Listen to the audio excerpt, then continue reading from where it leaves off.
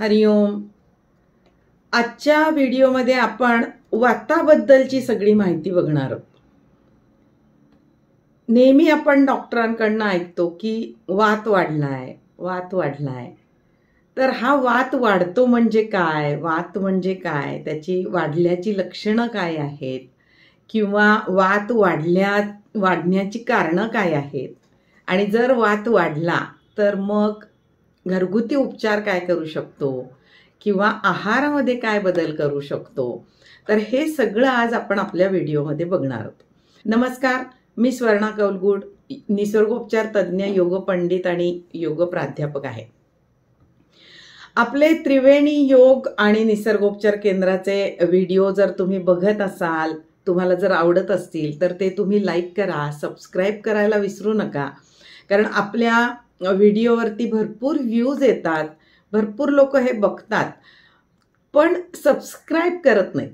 तर नक्की सबस्क्राईब करा म्हणजे, आणि बेल आयकॉनला क्लिक करायला विसरू नका, म्हणजे येणारे पुढचे व्हिडिओ तुमच्या मोबाईलवर सर्वात पहिल्यांदा येतील.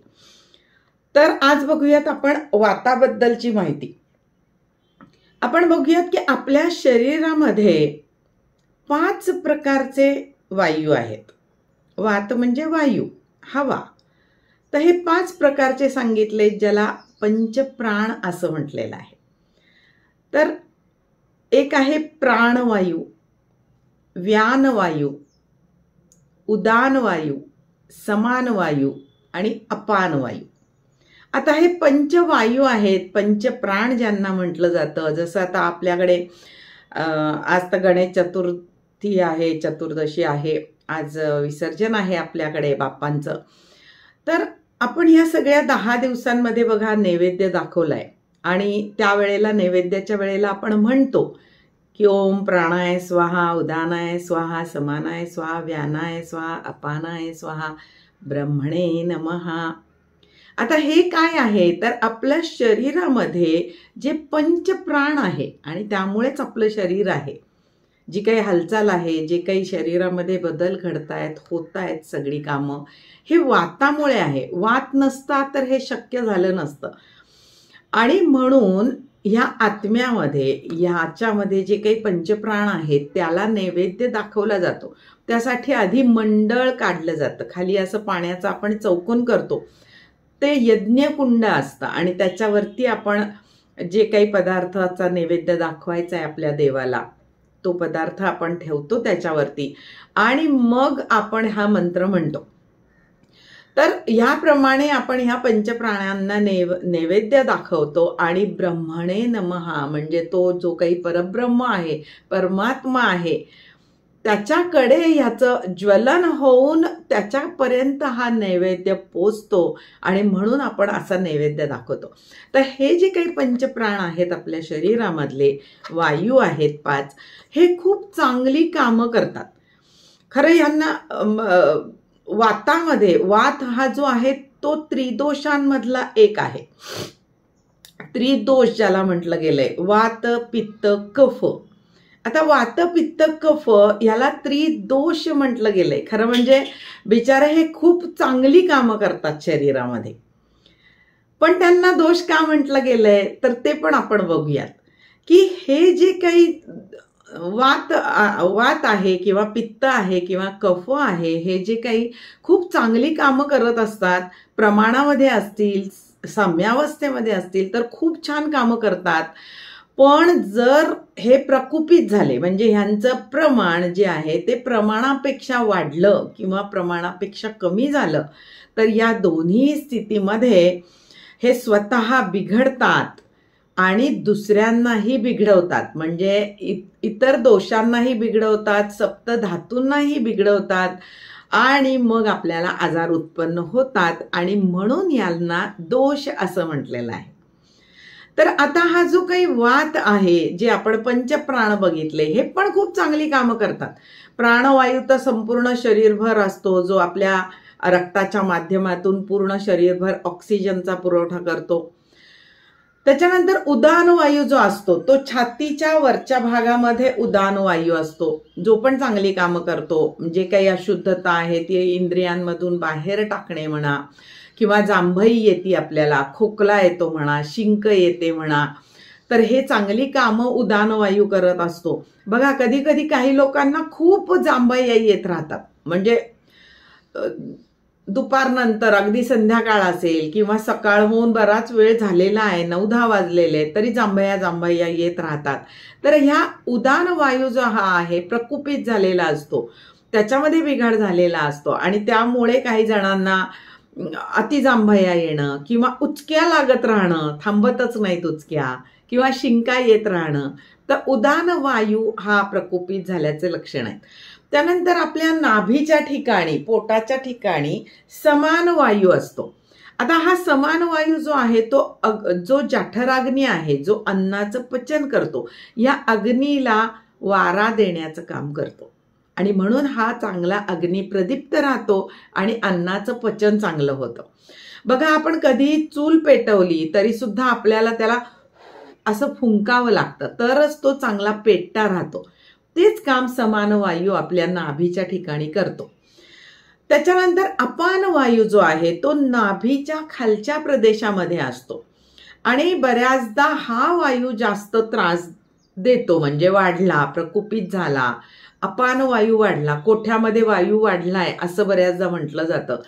हा मात्र जास्त त्रास देतो, कारण हा जास्त वाढला, प्रकुपित झाला तर तो वरच्या बाजूला येतो. वायू हा नेहमी वर येतो आणि त्यामुळे कधी कधी बऱ्याचदा छातीत चमका आल्यासारखं दुखायला लागतं, अगदी श्वास घ्यायला पण भीती वाटायला लागते की श्वास घेतला तरी चमक येते. अशा पद्धतीचं जर दुखत असेल तर तो गॅस जो वाढलेला असतो ओटीपोटाच्या भागामध्ये, नाभीच्या खालच्या भागामध्ये अपान वायू प्रकुपित झालेला असतो आणि त्यामुळे आपल्याला हा त्रास होत असतो.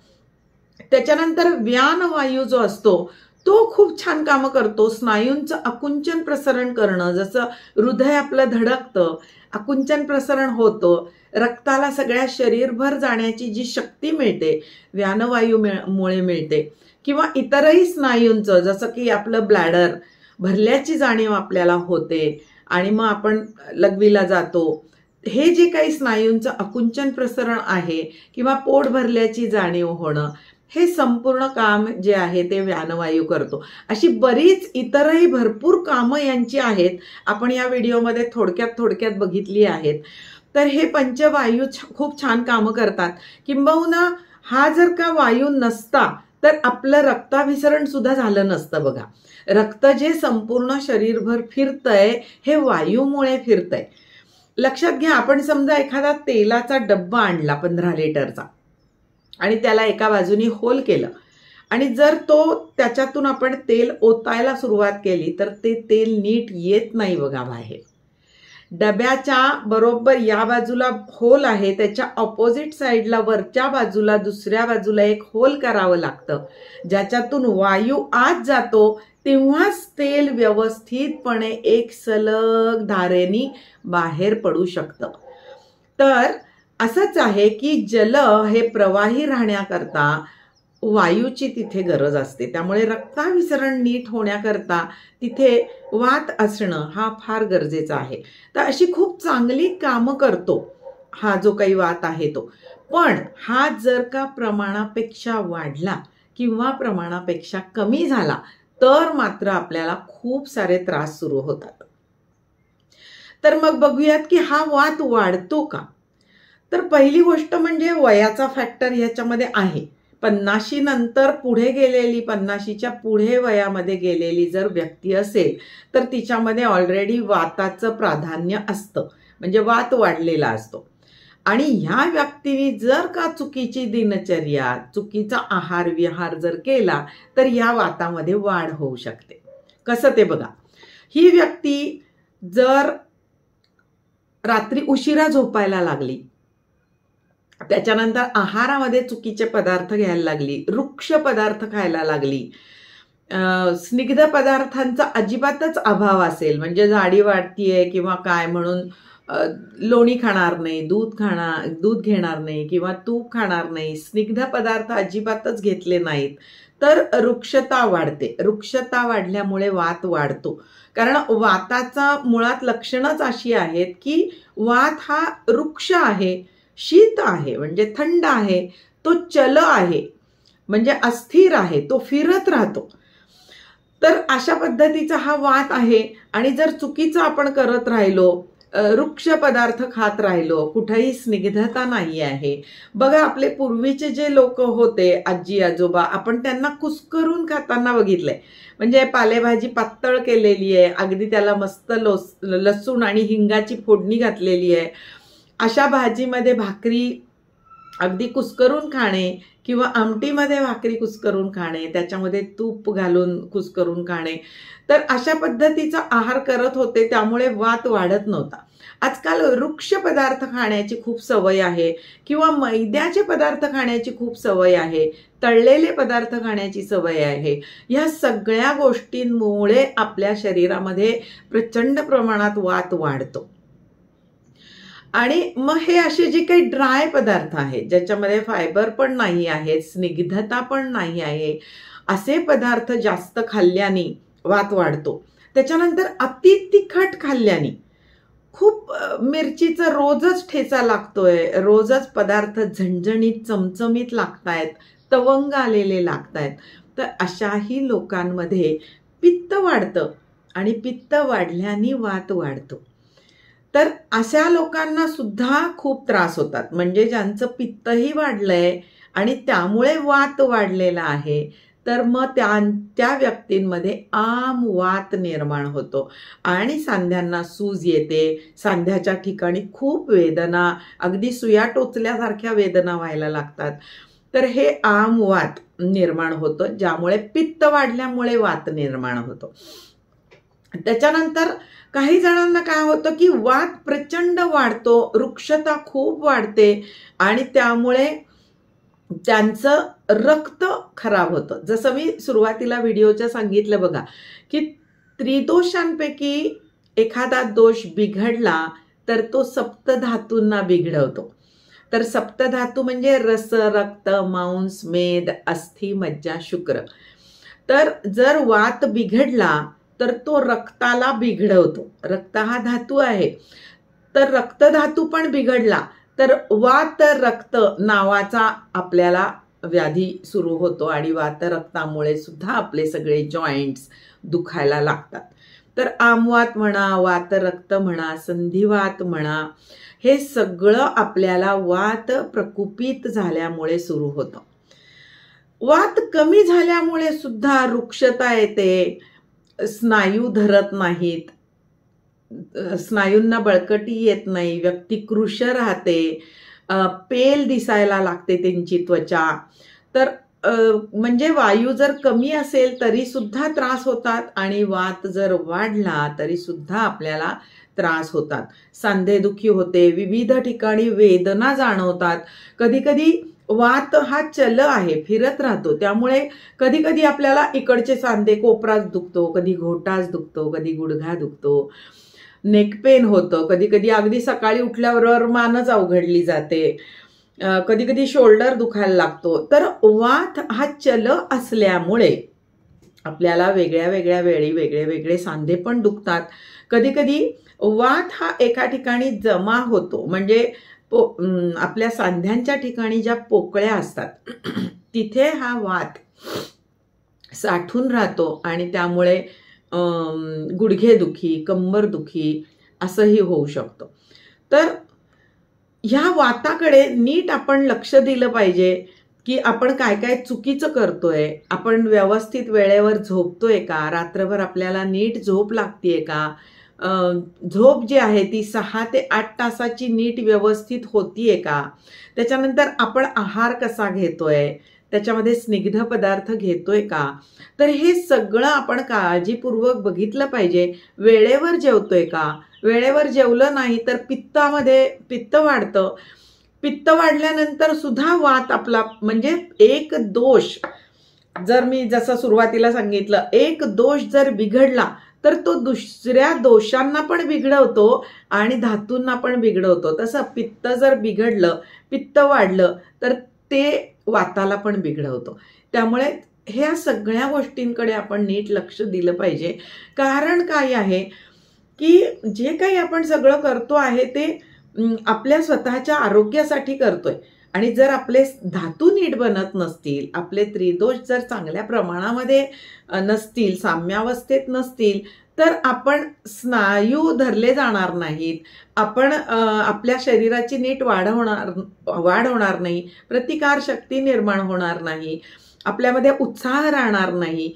आणि हे जर आपल्याला सगळं पाहिजे असेल तर याकडे आपण नीट बारकाईने बघितलं पाहिजे की आपण जेवण वेळेवर करतोय का, वेळेवर झोपतोय का, झोप पुरेशी मिळते का, आहारामध्ये चांगले व्यवस्थित स्निग्ध पदार्थ वगैरे घेतोय का, सॉरी. तर ह्या सगळ्या गोष्टींकडे आपण नीट बघितलं पाहिजे. आता पुढे जाऊन आपण बघूयात की समजा आता वात वाढलाच आहे तर मग आपण काय करू शकतो.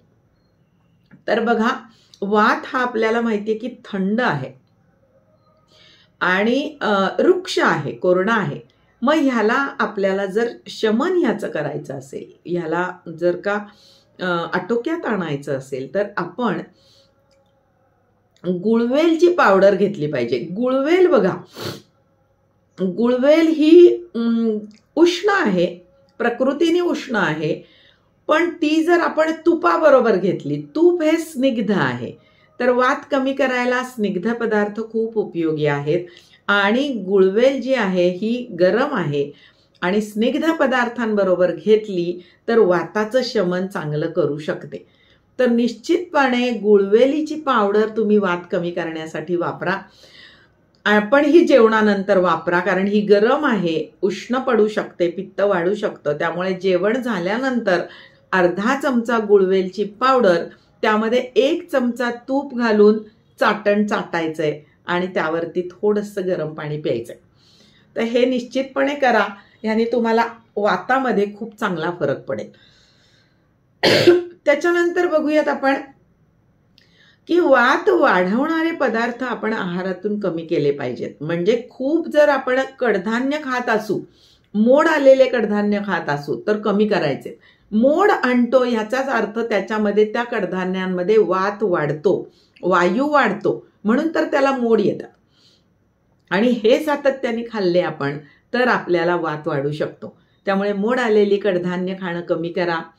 त्याच्याऐवजी आपले जे हिरवे अख्खे सालीचे मूग असतात ते लोखंडी तव्यामध्ये, कढईमध्ये भाजायचे आणि ते कुकरला पाणी घालून शिजायला लावायचे. त्याच्यामध्ये थोडंसं तेल, हिंग आणि हळद हे पदार्थ घालायचे. म्हणजे मग आपल्याला वात वाढत नाही आणि प्रोटीन्स पण आपल्या शरीराला मिळतात. त्याच्यानंतर बघूयात आपण की तुपाचा पदार्थ, तुपाचा आहारामध्ये जास्त समावेश केला पाहिजे, लोण्याचा जास्त समावेश केला पाहिजे. त्याच्यानंतर दूध घेतलं पाहिजे. हे सगळे पदार्थ शरीरामध्ये स्निग्धता वाढवतात. दुपारच्या जेवणामध्ये 1.5 चमचा साजूक तूप, रात्रीच्या जेवणामध्ये 1.5 ते 2 चमचे साजूक तूप हे घेतलंच गेलं पाहिजे. ते वातासाठी चांगले. त्याच्यानंतर षड्रस जे सांगितलेत आपल्याला, 6 रस जे सांगितलेले आहेत, मधुर, आम्ल आणि लवण, हे 3 रस वाताला नियंत्रणात ठेवण्यासाठी खूप उपयोगी आहेत. तर मग निश्चितपणे काय करायचंय, जेवण जेव्हा आपण सुरू करतो त्यावेळेला अगदी थोडंसं सैंधव मीठ जे आहे ते खाल्लं गेलं पाहिजे.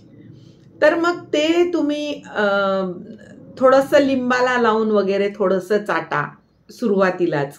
म्हणजे खारट थोडासा रस पण पोटामध्ये जाईल, आंबट रस पण थोडासा पोटामध्ये जाईल. त्यामुळे वाताचं शमन अगोदरच होईल. आणि त्याच्यानंतर मधुर असं तुम्ही काही पण घेऊ शकता. तर जेवण झाल्यानंतर तुम्ही मनुके खाऊ शकता, खजूर खाऊ शकता किंवा गूळ आणि तूप हे खाऊ शकता. थोडंसं चाटून घ्यायचं, थोडा गूळ घ्यायचा, त्याच्यामध्ये थोडं तूप घालायचं आणि ते चाटण चाटायचं. तर हे जे काही आम्ल, लवण आणि मधुर हे जे काही 3 गुण आहेत हे आपल्याला वात कमी करण्यासाठी उपयोगी पडतात. पण त्याच्याच विरुद्ध जे काही तुरट आहेत, कडू आहेत किंवा तिखट आहेत हे पदार्थ वात वाढवतात. त्यामुळे निश्चितपणे कडू जे काही पदार्थ आहेत, ते खाणं बंद करा, किंवा जास्त खात असाल तर कमी करा. तुरट पदार्थ खाणं कमी करा. आता तुरट जास्त खात नाहीत, पण काही सुपारी वगैरे असं काही खात असाल तर ते बंद केलं पाहिजे. त्यांनी वात वाढू शकतो. एकतर सुपारी वृक्ष पण आहे आणि तुरट असल्यामुळे वात वाढवणारी पण आहे. त्याच्यामुळे सुपारी खाऊ नका. त्याच्यानंतर तिखट चमचमीत जळजळीत खात असाल तर ते कमी करा, कारण त्याच्यामुळे पित्त वाढतं. पित्तामुळे वात प्रकोपित होतो आणि त्याच्यानंतर आपल्याला सांध्यांची दुखणी सुरू होतात. त्याच्यामुळे तिखट जेवणामध्ये जास्त घेत असाल तर त्याचं प्रमाण कमी करा. तर हे सगळी जर काळजी तुम्ही निश्चितपणे घेतली तर खूप फायदे होतील. त्याचबरोबर आपल्याला माहिती आहे की डिंकाचे लाडू, डिंक हा वात कमी करणारा आहे. त्यामुळे अगदी डिंकाचे लाडू नाही बनवता आले तर थोड्याशा साजूक तुपामध्ये डिंक चांगला फुलेल असा थोडा थोडा थोडा करून तळून घ्या. थोडा गार झाल्यानंतर त्याची पावडर करा आणि रोज दुधाबरोबर ही डिंकाची पावडर घ्या. त्यामुळे सुद्धा तुम्हाला वात कमी होईल. जर तुम्ही डिंकाचे लाडू करत असाल तर अतिउत्तम, कारण त्याच्यामध्ये जे काही सगळे ड्रायफ्रुट्स वगैरे आपण घालतो हे मुळातच सगळे वात कमी करणारे आहेत. त्याच्यामुळे डिंक लाडू खाणे हे अतिशय उत्तम आहे. रोज एखादा छोटे छोटे करून ठेवायचे आणि रोज एखादा लाडू खायला अगदीच हरकत नाही. तर डिंकाचे लाडू हे पण वात कमी करतात. त्याच्यानंतर कुळीथ हे पण एक चांगलं आहे वात कमी करायला. थोडं वृक्ष आहे पण उष्ण असल्यामुळे कुळीथ हे आपल्याला फार उपयोगी पडतात वात कमी करण्यासाठी. तर हे सगळे जर तुम्ही आहारामध्ये बदल केले, वात वाढलेलाच असेल तर हे सगळे उपचार केले, दिनचर्या व्यवस्थित ठेवली, झोप व्यवस्थित ठेवली, आहारामधले पदार्थ नीट व्यवस्थित आपण घेतोय का, स्निग्ध पदार्थ वगैरे किती घेतोय ह्याकडे नीट लक्ष दिलं तर तुमचा वात निश्चितपणे नियंत्रणात राहील. तर हे करायचं आहे, कारण वात हा नेहमी वेदना देतो. जिथे जिथे आपल्याला शरीरामध्ये वेदना होतात, दुःख होतं, त्रास होतो, तिथे तिथे वात हा वाढलेला असतो आणि त्यामुळे वाताला नियंत्रणात ठेवण्यासाठी हे सगळं तुम्ही कराल. तर भेटूयात पुढच्या व्हिडिओमध्ये. नमस्कार.